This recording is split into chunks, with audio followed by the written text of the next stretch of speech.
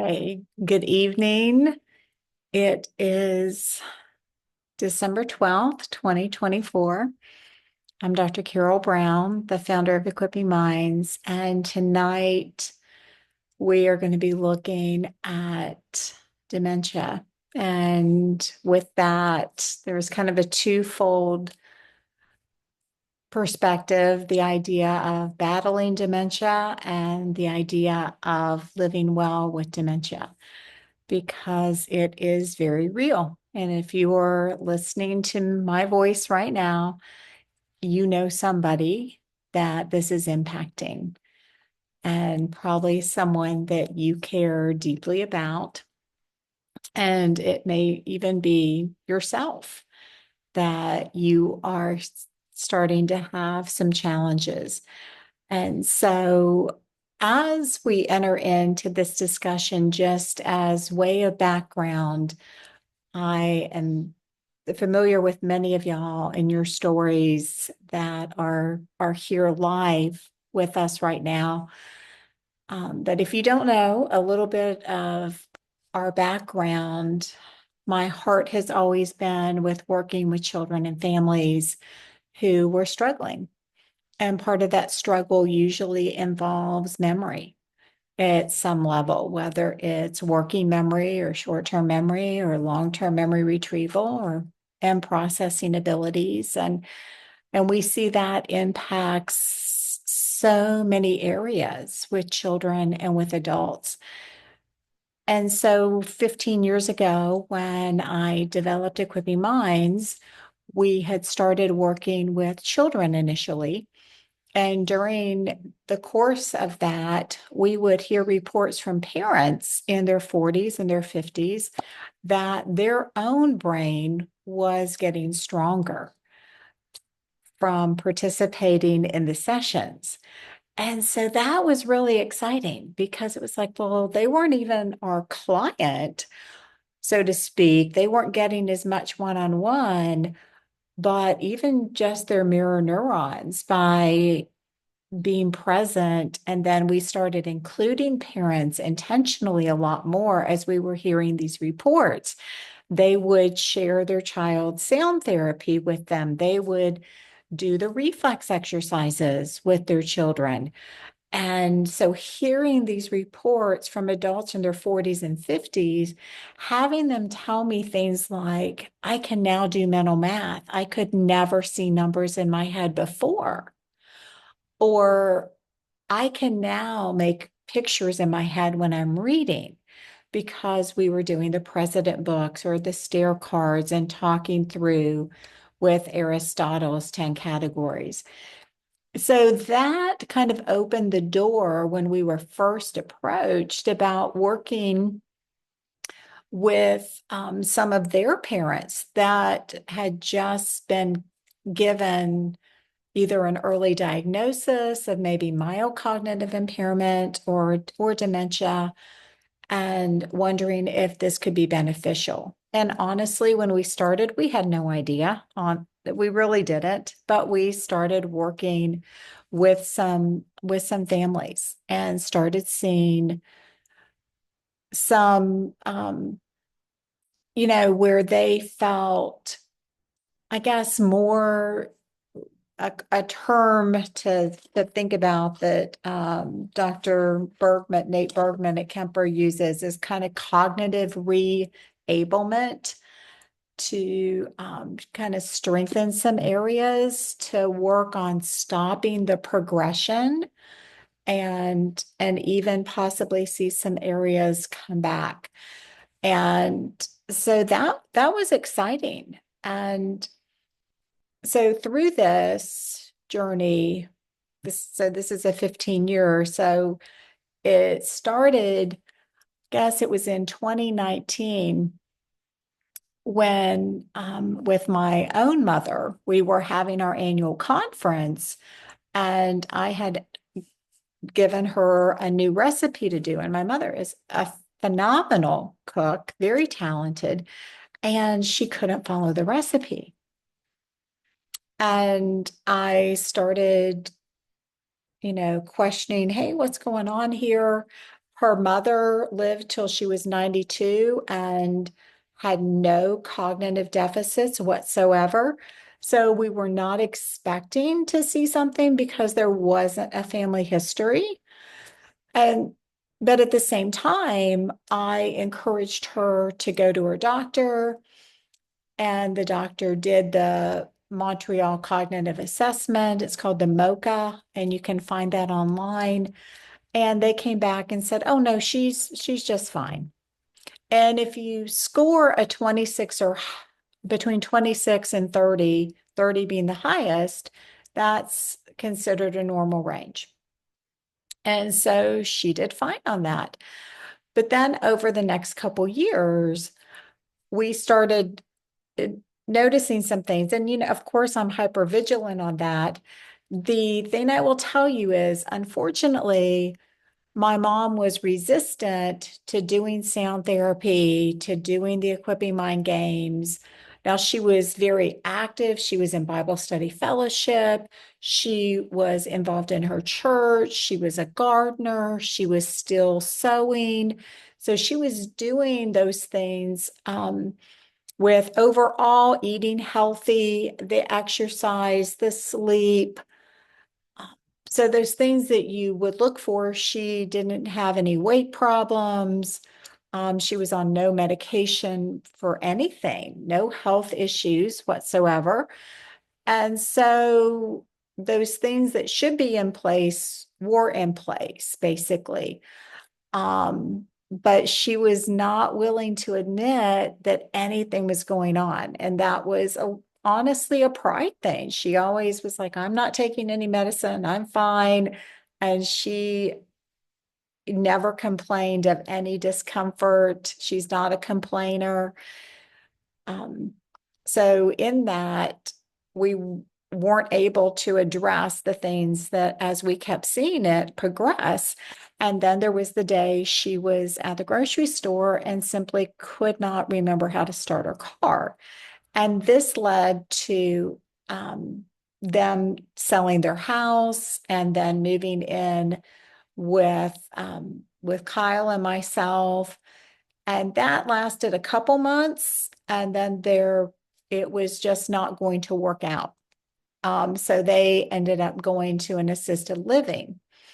Now, during this time, there was some fractured in relationships. It was a stressful situation, is what I will share there without going into all of it.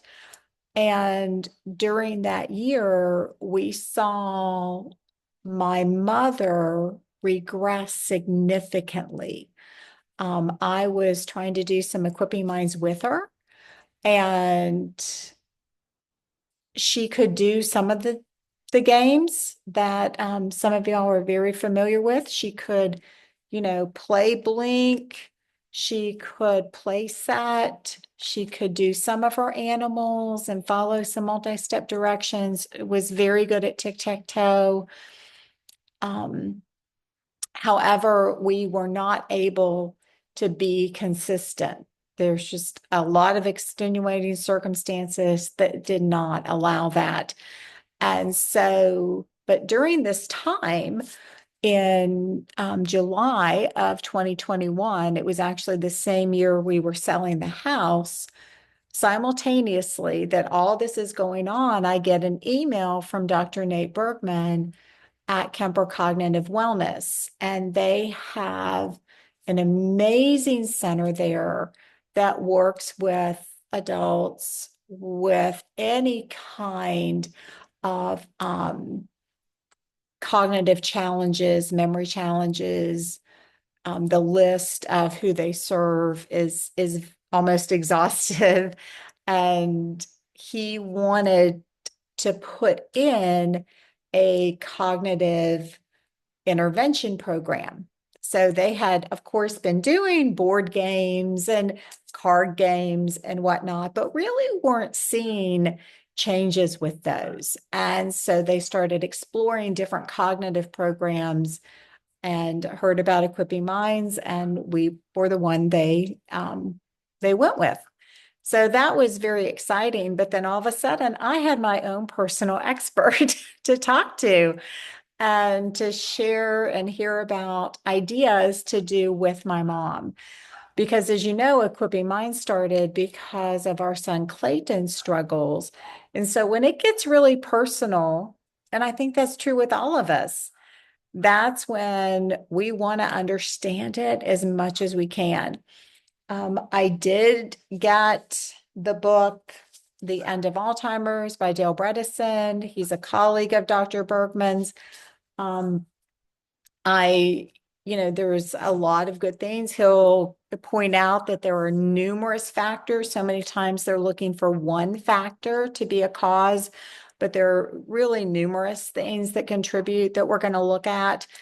Um, and and then he has a new documentary that is out that is on Amazon, that came out in January of this year, called Memories for Life, Reversing Alzheimer's.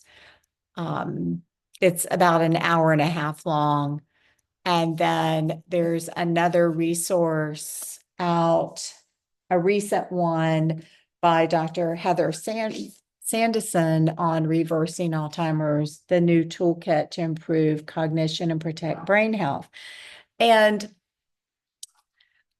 one of the areas which is still a gap in those is on the cognitive, honestly.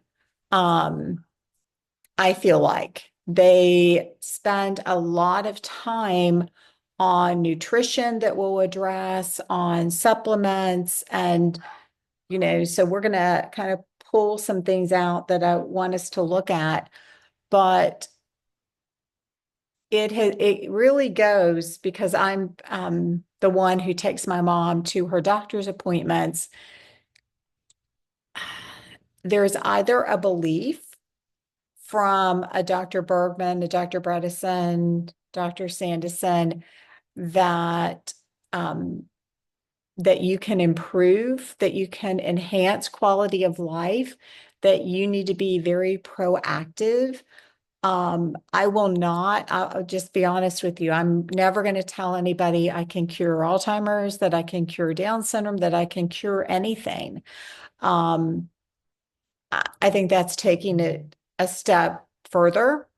And even in Equipping Minds, we've never said we that we promise that this will happen. We just know that everyone's different. Every brain is different. I have never met two students exactly alike. There are one of the most challenging things, and you'll hear me say this in my story with Clayton, for so long, I could never find Clayton in any book. It was like he just was all over the place and it just nothing fit. And that was so true with my mom. Y'all, I just cannot tell you how, I would be like, well, which form of dementia does she have? Because I would go through the checklist and it was like, well, that doesn't fit, that doesn't fit, that doesn't fit. Well, it's a little here, it's a little there. And I wanted to know which kind it was. I'm just going to tell you. And that just seemed to take forever. And actually, I had to come to more of the conclusions rather than the doctors. It wasn't until literally last June 11th in 2023 that a nurse would actually say it, that she had vascular dementia. And so you will see with dementia, and that can be challenging, there's the overarching idea of memory being a challenge. And that's, it really is that biggest aspect. But so you'll see that it's that loss of cognitive functioning, thinking, remembering, reasoning, even behavioral abilities, that can interfere with just daily life and activities. And that's really when you're seeing that, like when my mom couldn't remember how to start her car. Daily life is being impacted, and it really ranges from very mild and then um, to the severe stage when they're completely dependent on others for just basic living. And that's where we are now with my mom. Um, I'm her caregiver. And so it's a lot like my granddaughter, who's 3, is mom needs to be supervised in every activity, literally every activity. She is still able to feed herself, but we still have to be there and, um, you know, just oversee everything with that.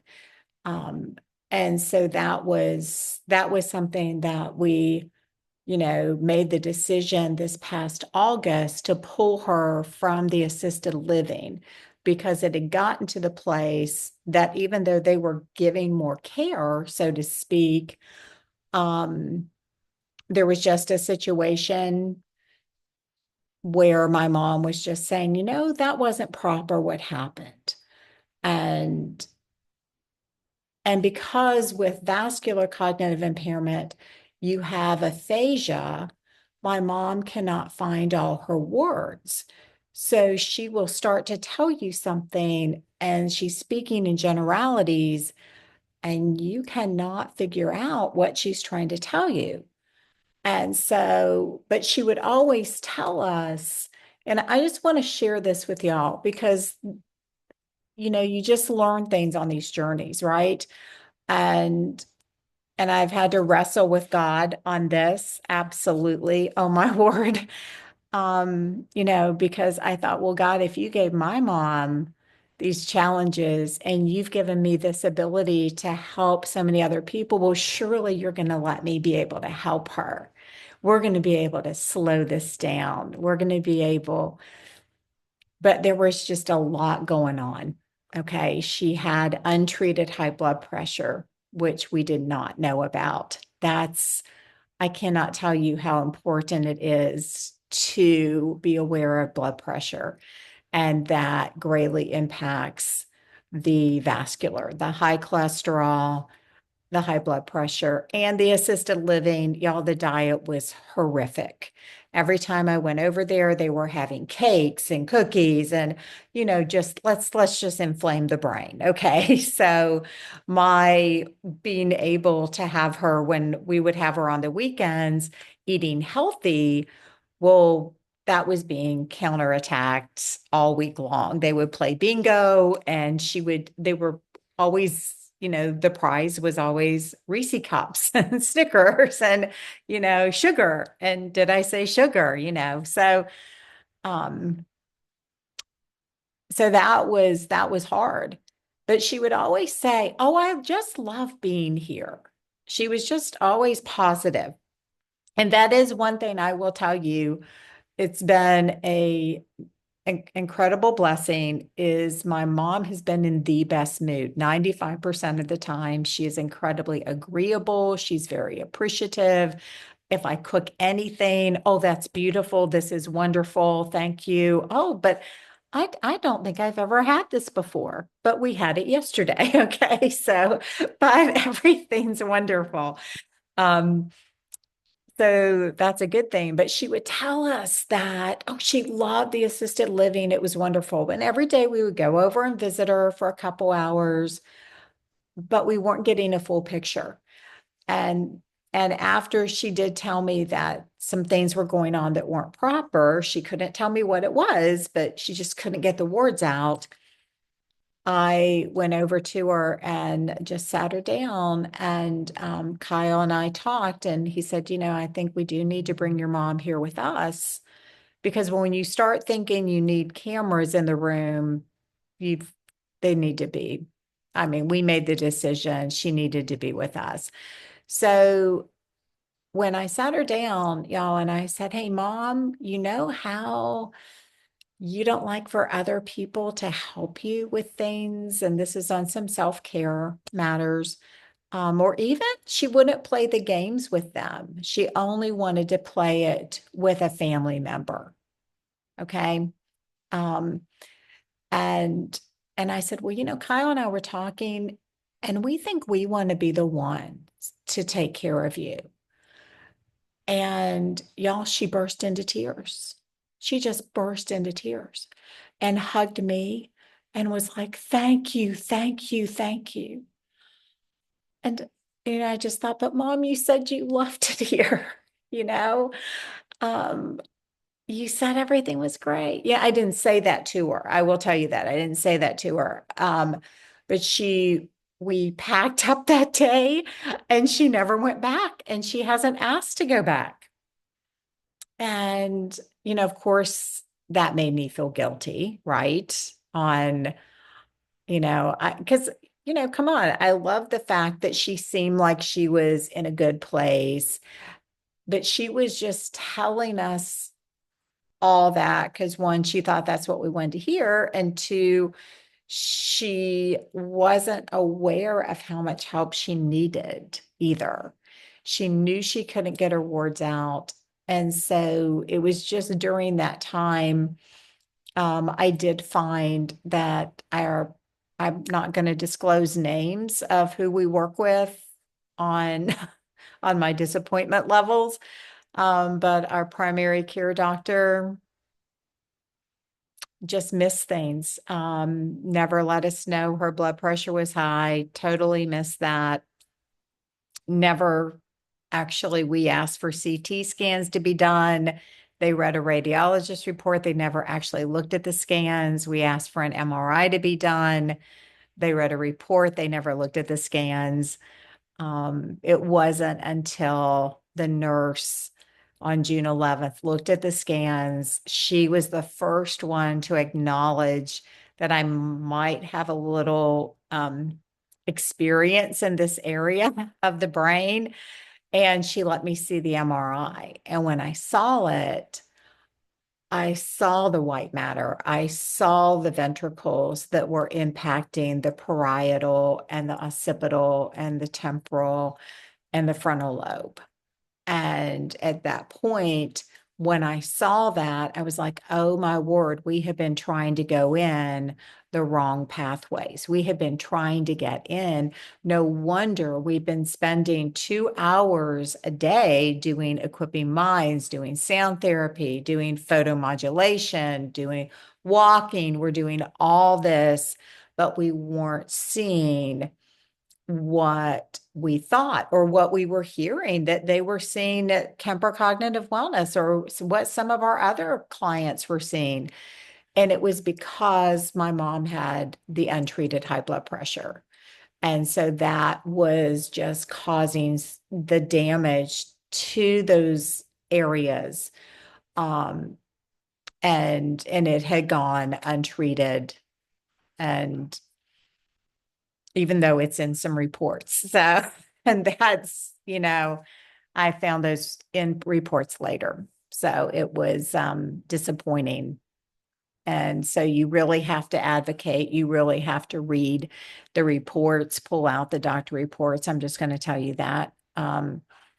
So on this journey, I've gone back and forth because I wanted to wait to do this workshop to where I could say, and we did this and my mom got better. Okay. That's what I wanted to say for her. But it's not what's happening.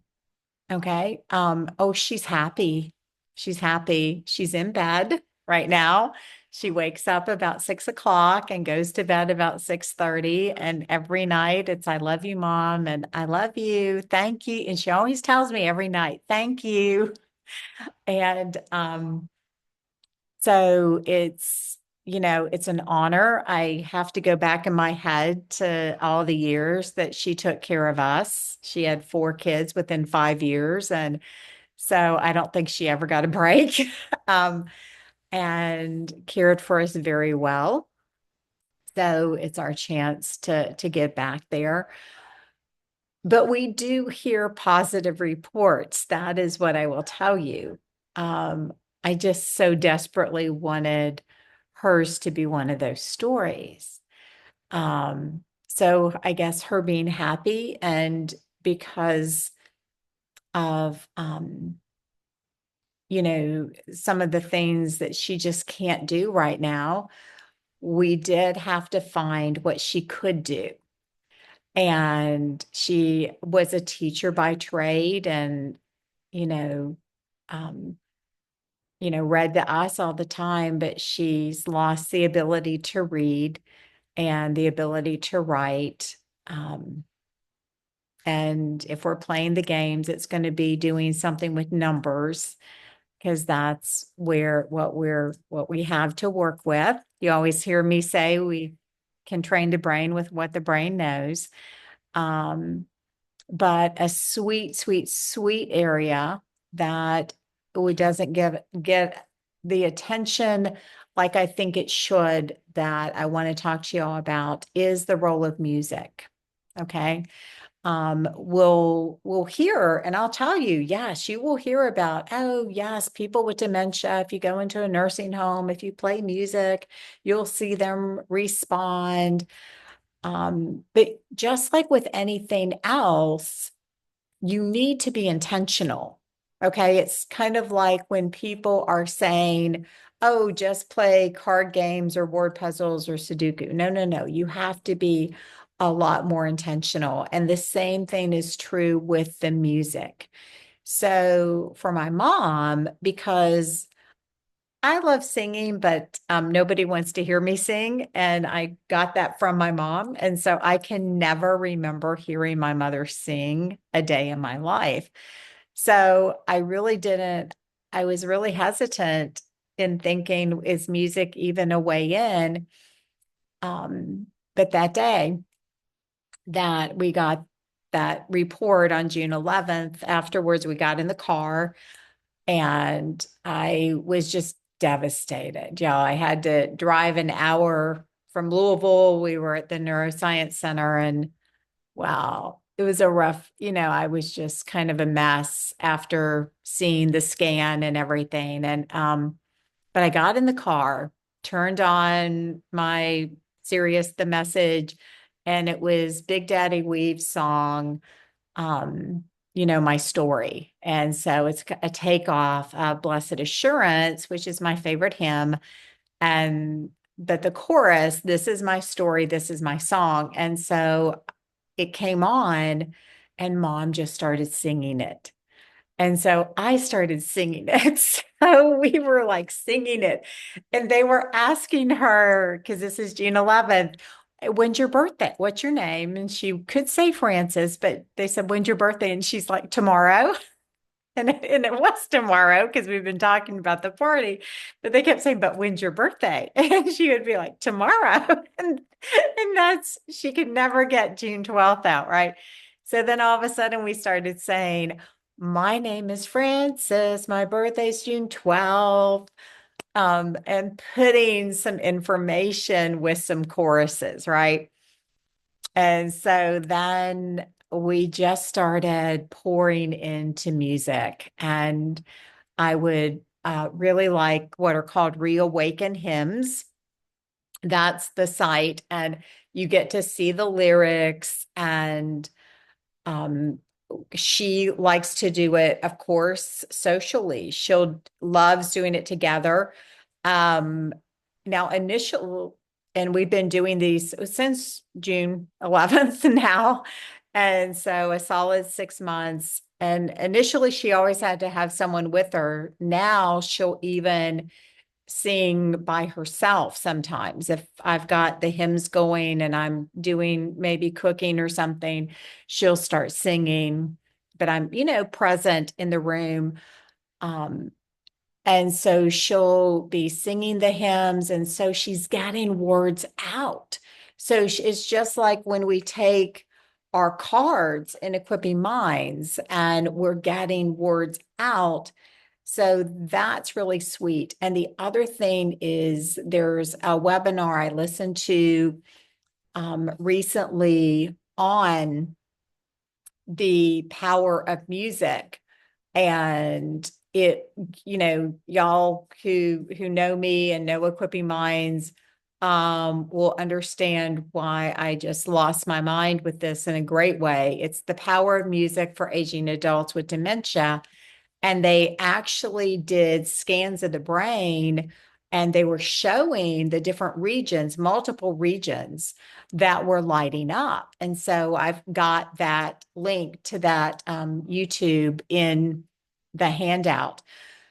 But it was like super amazing to see that and the regions of the brain that are being activated by the music. Now, one thing they don't talk about, they didn't talk about duration or frequency. And that's an important piece. Okay. So I think it needs to happen daily.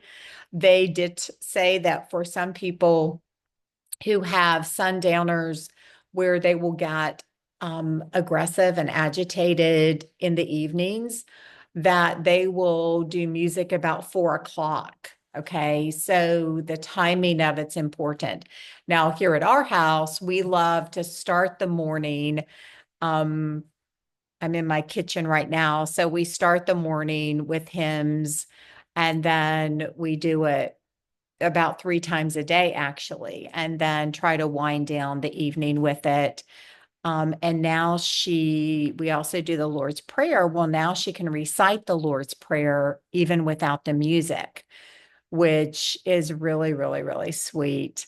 Um, so that has made a tremendous difference. And then sometimes I'll pull up, like with here at Christmas, she's loving singing Christmas songs.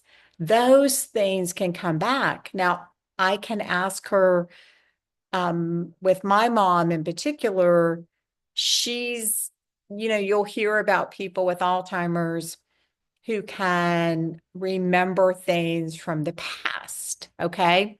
And they'll start talking about the things. Well, that's not happening here. Okay. That we've got nothing there.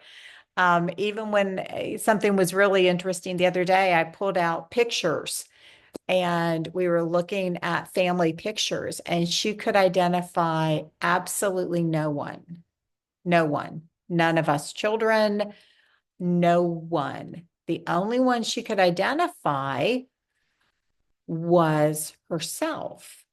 So there was a picture of her when she was like 4 years old, and she said, "Oh, that's me." And then there was a picture of her maybe about 8, and and these weren't consecutive; they were kind of mixed in. And then when she was like in her 20s, and she's like, "Oh, that's me." And I'm like, okay, she couldn't recognize her husband. She couldn't recognize anyone else, cousins or her mother. She couldn't recognize her mother, but she recognized herself, which I just thought was fascinating. Have no clue what that means, but I'm just always going, okay, this is just interesting information. And the other thing my mom has is a sense of humor.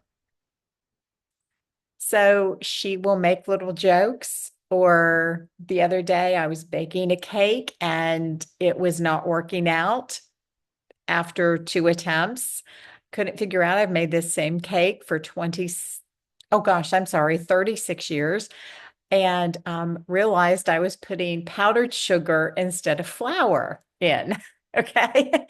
And then I figured it out and I was like, oh my word, I've been putting powdered sugar instead of flour. The containers had gotten mixed. Okay. And she looked at me and she goes, "Oh, honey," and just laughed at me. And so she totally understood. And, we're at the dentist this week and it was taking too long. And she looked at the gown and she's like, "I've got places to go."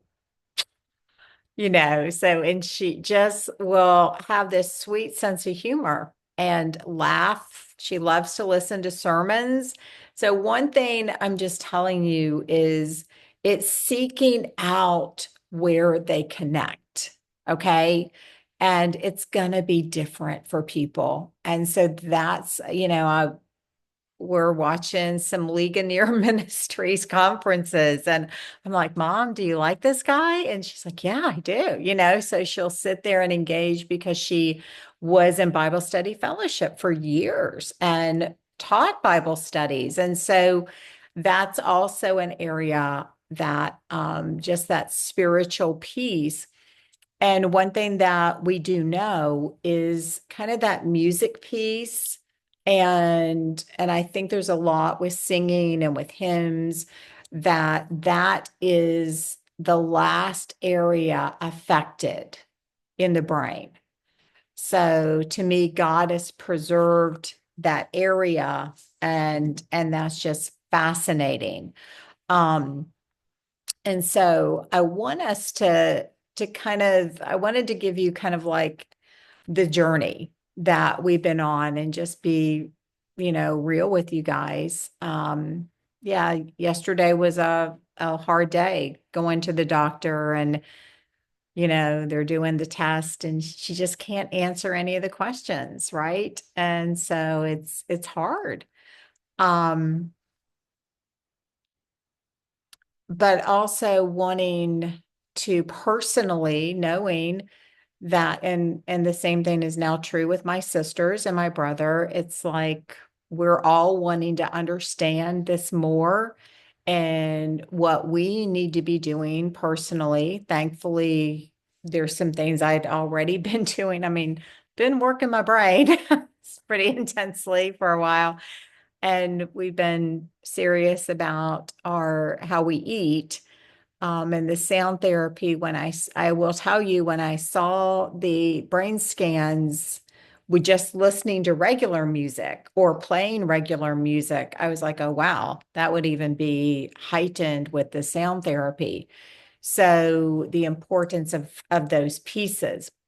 But that's where I want to hit, and we're going to look for just a minute at at the handout. Okay. And so I'm going to pull this up for us and just kind of go through. And I've touched on some things, but I want to hit on these. So I'm going to share my screen as I pull this up. And so can y'all see the handout here? Okay. So a couple things that are really important. One is you need to know your risk. And y'all, I accumulated this list from talking to Dr. Bergman, from some of Bredeson's, from some of NIH, I mean, so many sites, but this is what it comes down to, okay?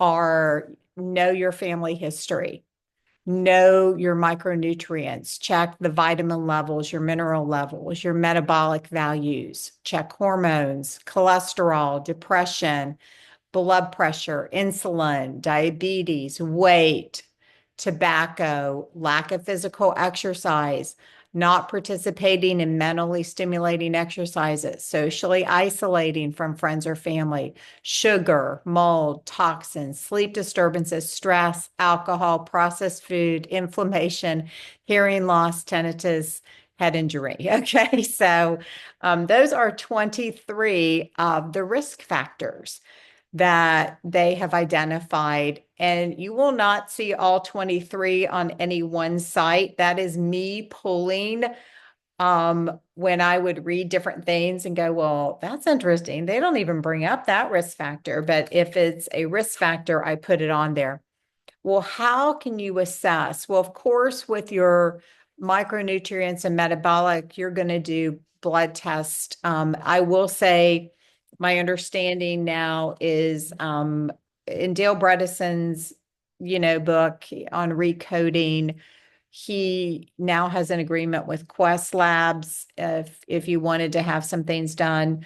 Dr. Bergman at Kemper, they take a little bit of a more conservative route with, you know, not having to test everything necessarily, but to look at the key things with the vitamins, minerals, and the doing the meta metabolic values as well. Now, you can do the mocha, as I mentioned, um, but things can be going on and someone does fine on that. That's available just online.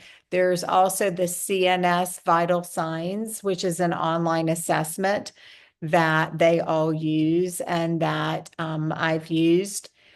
Also, I'm just going to tell you a CT scan, an MRI, or SPECT scans. Now, the Amen Clinic does the SPECT scans. Those are going to be a whole lot more expensive, but an MRI, um, I would ask for one, of yourself, of your parent, to actually see the brain is important. And if you've got to pay some out of pocket, I think it's worth it.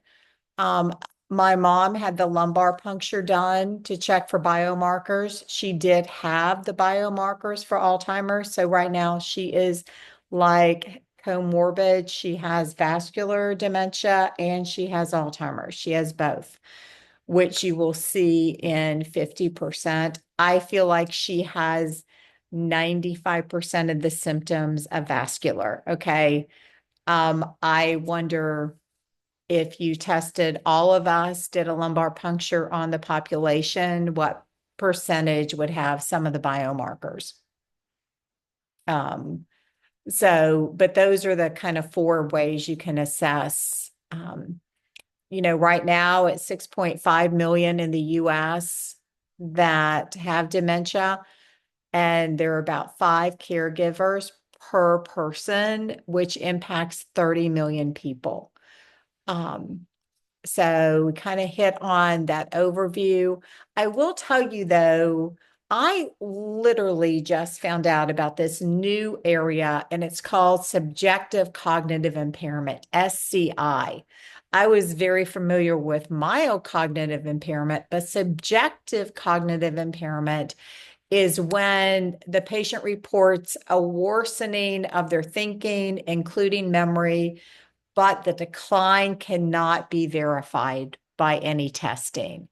Patients with SCI report symptoms similar to those with mild cognitive, increasing forgetfulness, losing a train of thought, feeling overwhelmed, making decisions or planning, and depression.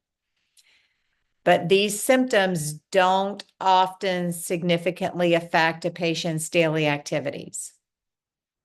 So it is like the very first level that they've now identified.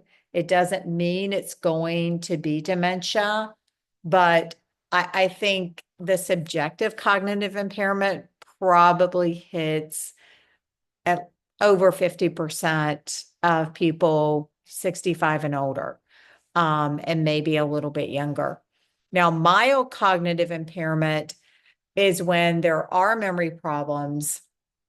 They're more severe than normal aging, but they're not as severe as dementia. 50% with mild cognitive will end up being dementia. The other will stay mild. Now, this is a group that, like Kemper in their Brain Fit program, where they use Equipping Minds, where they really target this mild cognitive impairment. Now, these symptoms are often unnoticed because people use a lot of coping mechanisms like writing things down, and they've learned these different reminders to kind of cover it up. But there will be forgetfulness, forgetting important appointments or events, losing train of thought, losing the thread of conversation in books and movies, feeling overwhelmed, making decisions or planning difficulty navigating familiar environments, increased impulsiveness, depression, irritability and aggression, anxiety, and apathy. Now, please hear me. You do not have to have all of those to have MCI, okay? But if you hear some of those things, Um, yes, pay attention.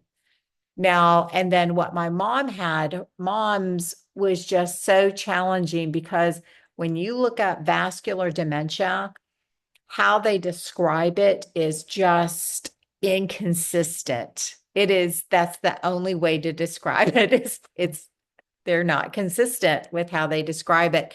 But this one site really did a great job. And when I read it, I was like, oh my word, that's mom. It's vascular. That's it, because it really does come from blood flow damage, and it can be from the hypertension, from a stroke, from a blood clot. And that's when you will see those decreased small blood vessels and changes in the white matter and those connecting wires in the brain that are critical for relaying messages are impacted. And so this is where, like, difficulty performing tasks such as paying bills. My mom always handled the finances. She couldn't do it. My accountant did their taxes and called me and said, Carol, I've been doing your parents' taxes for a few years. Something's going on with your mom.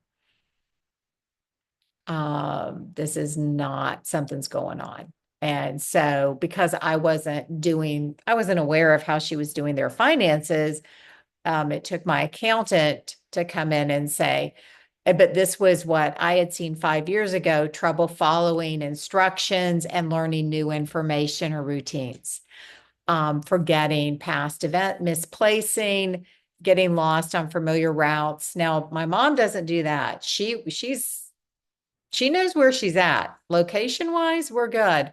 But this is huge in the vascular, is the aphasia, problems with language, finding the right word or using the wrong word. Um, Now you can have changes in sleep patterns, difficulty with reading and writing, loss of interest in things or people. Now she hasn't had that. Changes in personality. Actually, my mom went to being a much happier person. So, and that happened more after my father died because it was a very stressful situation. And that stress was relieved. And then she just was this like very happy person. She has not had hallucinations or delusions or um, not anything related to danger. But and another thing, they'll start having trouble with walking as well. So, but vascular is the number two in the dementia world. Alzheimer's is the number one, and then vascular is number two. And then you have all your other types.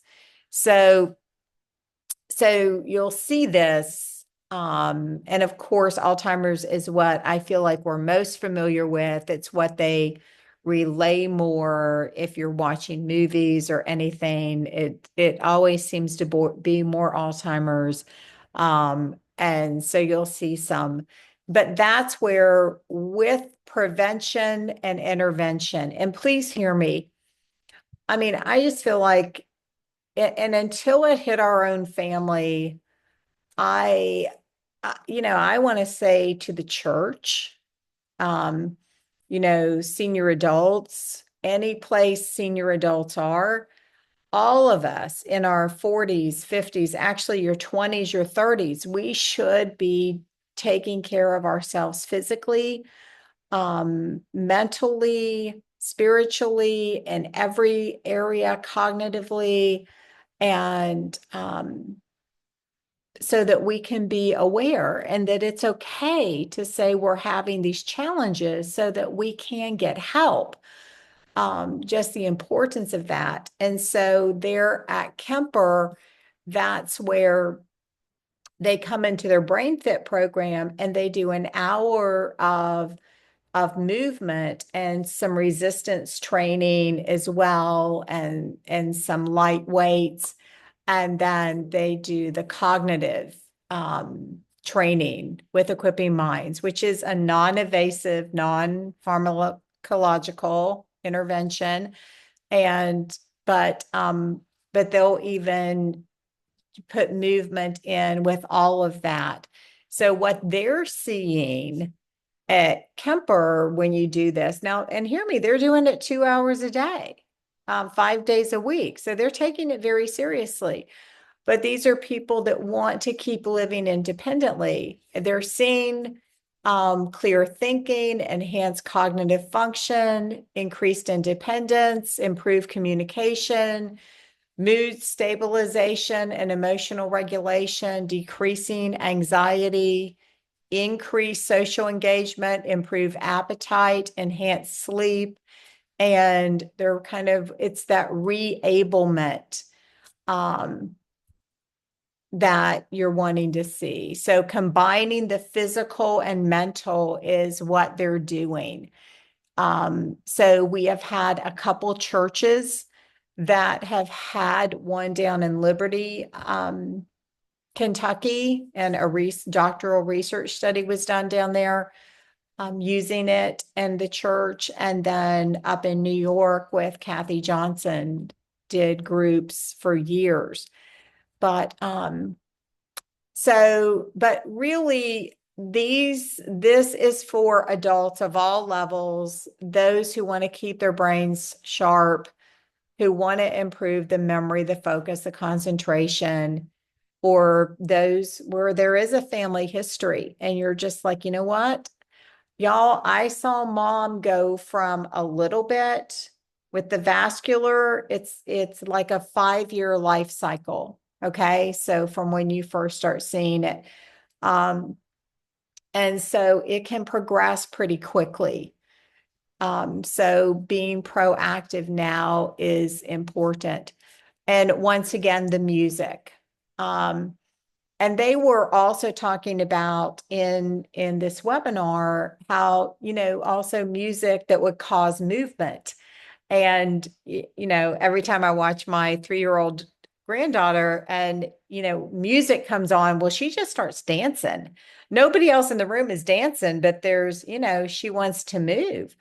And so that's using the music to help with movement, but also using the hymns. And I'm going to go ahead and even put in here the Reawaken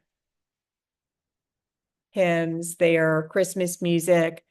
I think that seeing the lyrics is important because you get to do that reading, and they will use it in critical care as well. They talked, some music therapists were in this, and we have seen one of our parents, had a brain injury and he's in his 40s, and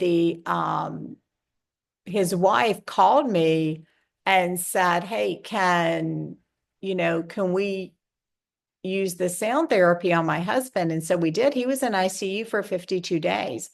And the only thing not impacted was his cognition. And thankfully, the speech therapists that were on his case were very supportive of her bringing in sound therapy and doing it with him. And it did make a big difference. So you will see music impact memory. I mean, being able, when mom can't get her words out, but to sit there and we can't have many real conversations, really, but to be able to sit there and sing together and sing the hymns and God's truths is just amazing. I mean, we will do patriotic songs or any songs that, she, used to like musicals, or we're watching My Fair Lady the other day, or Oklahoma or something, or, so bringing those things in. But because it really does, y'all, it really does reduce that agitation and can help overall cognitive functioning. Movement, once again, and now doing the fingers tappings.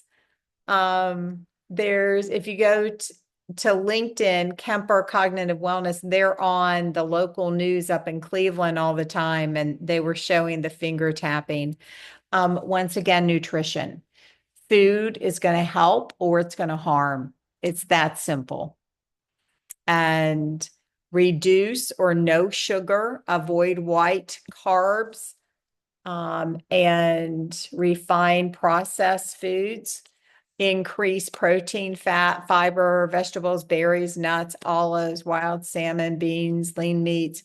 You know, some will say we do Mediterranean, others keto, other, you know, plant-based, but you're making those very good choices. And these are the resources. This is the documentary, and then his book, The Reversing Karen Hurd, we like, and then The Power of Music for Adults, and then of course Equipping Minds, and then the YouTube channel with all the Equipping Minds games. And so for those of y'all who are familiar with Equipping Minds, we just put it in. We do some adaptations. I will tell you that we do a few adaptations for our adults, and you know, that's something that is very case by case, and so we can talk through that. We could have a whole other workshop on just how we would do Equipping Minds with them, if you know, for some where we do some modifications, and some other tools that we like to bring in sometimes. But that is kind of an overview of this journey and some of the key things and key resources that, yeah, we've just really learned from and taken personally, and how the changes we're making as a family. Um, it's just, you know, that's just a crucial piece. And, but, yeah, the finger tapping does help recall information. For some, yeah, absolutely. So I appreciate y'all being on here.